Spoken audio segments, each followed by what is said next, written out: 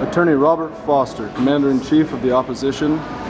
Here we have Annette Clark, counselor here in Davidson County, and today we're going to ask her a few questions.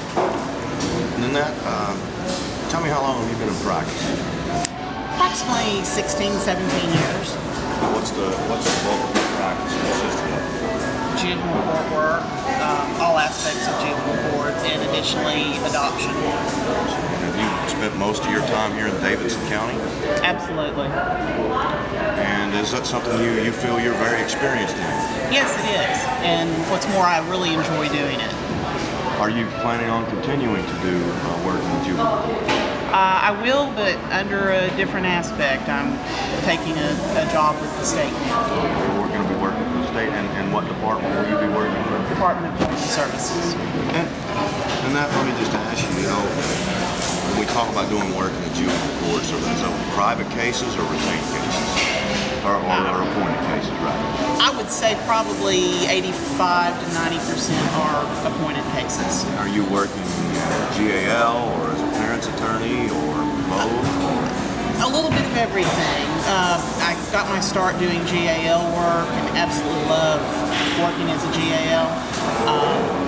In the past 8 years, 9 years or so, I've branched out and I've been taking appointments on parents in neglect dependency cases, also child support contempt cases, and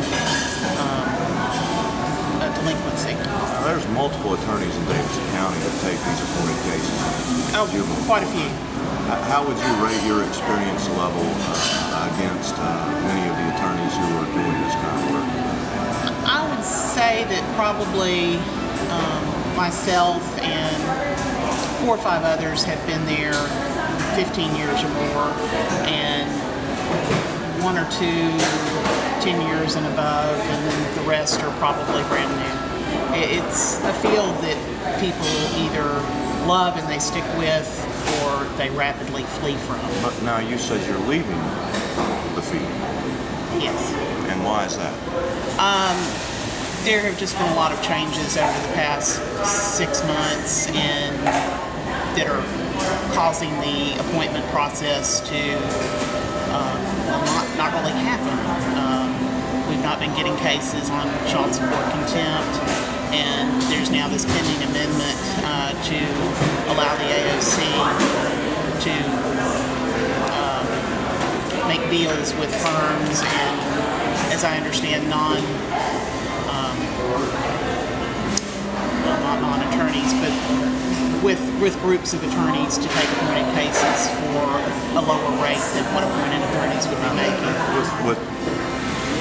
And that's what we're doing here. We're trying to stop the court from passing this.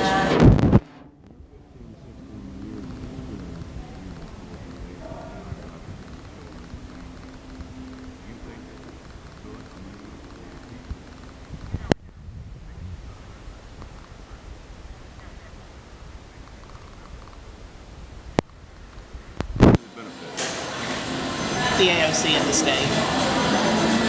But in the end, does it truly benefit the state? Probably not. I mean, what I see happening is after this passes, if it does, then the appointed attorneys will not be getting the work that they need and rely on to pay their bills and support their families, so they're going to find other things to do. In the meantime, they're going to be having groups of attorneys or new attorneys take this work, and those are going to be people who probably are not experienced with this line of work. And it is a very unusual playing field. It's an area where you need to know what you're doing, because you're affecting people's lives directly. You're affecting their children, and you're affecting their money. And those are 2 areas that most people are very passionate about. What advice would you give the Supreme Court regarding this? I'm sorry.